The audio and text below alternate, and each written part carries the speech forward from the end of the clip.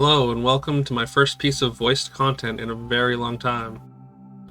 I just wanted to make a video kind of going over the patch notes from yesterday.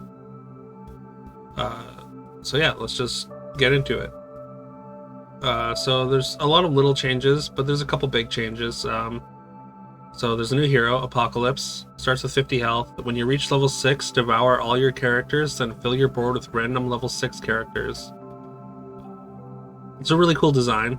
I kind of hope they do more of this kind of like off-the-wall stuff in future hero designs and whatnot, rather than just like a certain trap gets plus X or whatever. Anyhow, so this plays a little similar to Grandmother, as in you want to take experience spells pretty aggressively, and there's a bit of a trick to kind of getting the most out of it. Like at 5.2, you kind of want to buy an experience spell, but you want to sell your board before, because even if you've got an empty board, it'll still give you a full board of level 6 characters.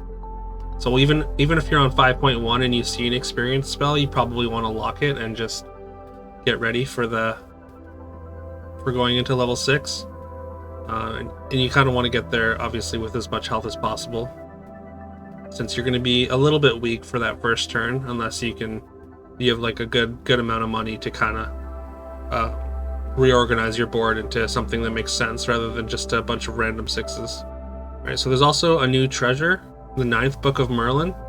Level 5 treasure. Your mages have last breath cast a random spell, so it turns all your mages into monster books, which is really cool. It's a really cool treasure, and as someone that takes mages probably too aggressively, this is going to be a really neat pickup. I'm going to be taking this a lot. Couple minor changes. Sporko and Lady of the Lake both got upgraded to 3/3s instead of 1/3s. Good change. They're kind of anemic on the board, so this gives them a little more fighting power. Sheep and Wolf's Clothing gets a +1/+1 on both sides. Puff Puff got a base stat increase of +1/+1, which could be relevant. As we'll get into later in the patch, Grimsoul has been cut, so Puff Puff might be the best direction for Trophy Hunter going forward, since you're going to have a hard time slaying with almost anything else that makes Trophy Hunter good. So Lightning Dragon got a little bit more attack, which is good, because with Chupacabra scaling the backline, like Lightning Dragon kind of like loses its power pretty quick, so this is a good change. Ogre Princess gets an extra health. Trojan Donkey gets +1/+1. Humpty Dumpty gets an upgrade, so it doesn't necessarily trade with Tiny. So Tweedledee gets some stat adjustment. I like the stat adjustment. The 3/2 and a 2/3 feel more efficient than a 1/4 and a 4/1. Just because like the numbers just don't line up that well at 1/4 and 4/1. 1/4s don't really trade very well, and 4/1s can trade down super easily. So here's another big change. The mummy got redesigned. It's down to a 3 cost, and instead of last breath deal 4 to all enemy characters, it deals damage equal to its power to a random enemy character. This is definitely interesting. I'm gonna have to try this out some more, but so far it seemed really good. It's almost the same as like a token generator. Like supporting a token generator is like lets it kind of value trade twice, or trade with 2 different things. And Wretched Mummy kind of has the same sort of spirit. If it can trade with something and then it dies and probably kills something else, it's a value trade, 2 for 1, right? Princess P is cut, so that's good. Nobody's buying this anyways, so it makes sense. It just doesn't fit anywhere, so unfortunate. So Grimsoul is also cut, kind of dying for the sins of Chupacabra, which is a little unfortunate,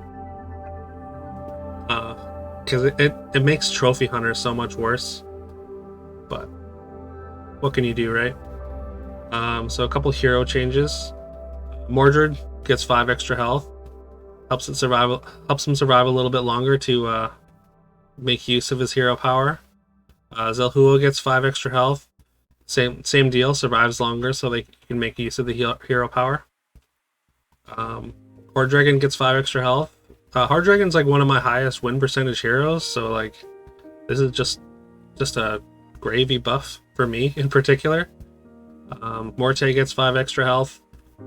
It makes sense. So the best last breath abilities are a little bit later in the game, so again you want to go later.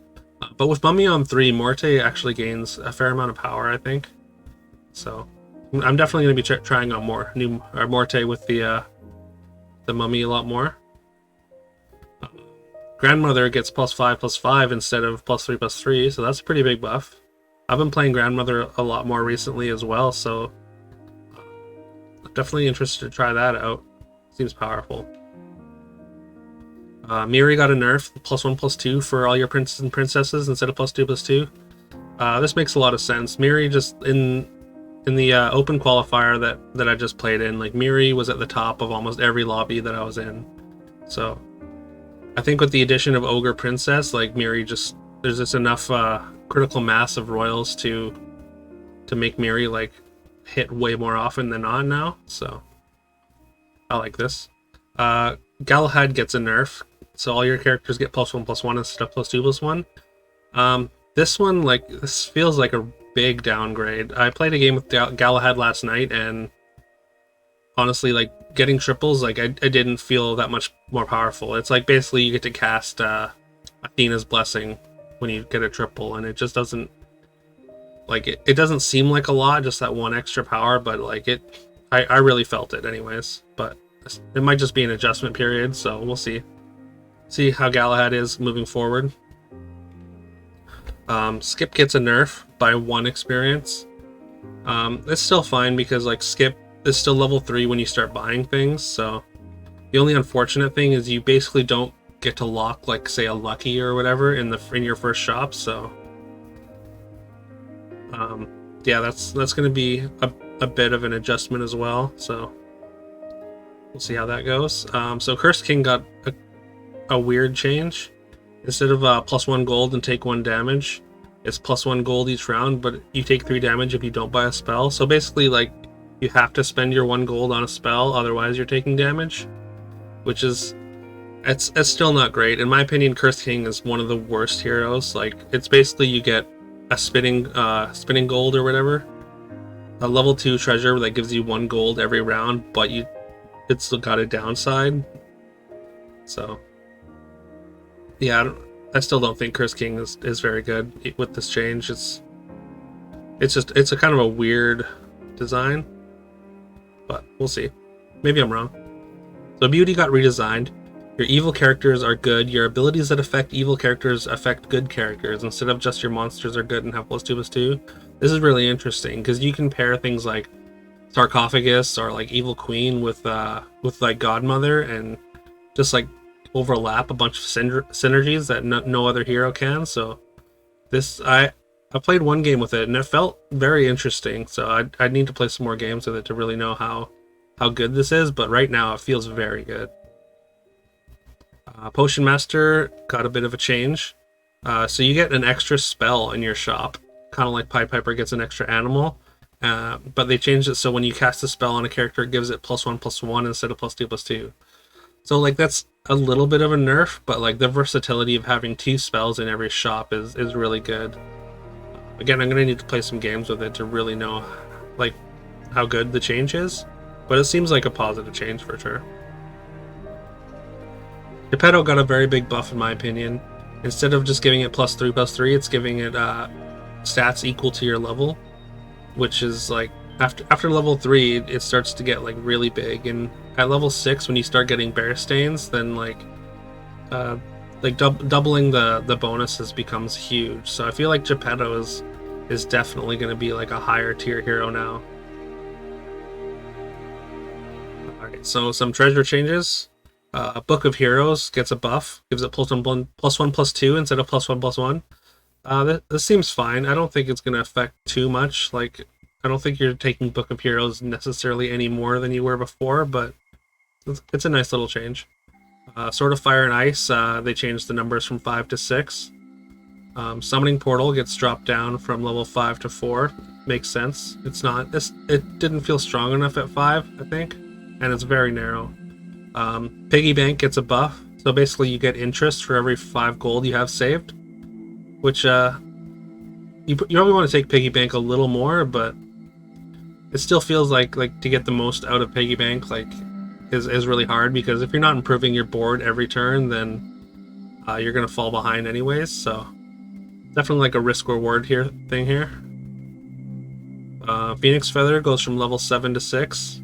That's good, because the level 6 treasures have been kind of watered down to the point where it's like really bad, which is I think one of the reasons that the slay meta kind of was the way it was. Why slay and scaling became so dominant is because the level 6 treasures and endgame builds were so much weaker because of Magic Sword and Round Table both being moved up to level 7. So the pool of level 6 treasures was just so weak that it just didn't make sense to play for the end game, and it just makes more sense to have bigger units in the mid game.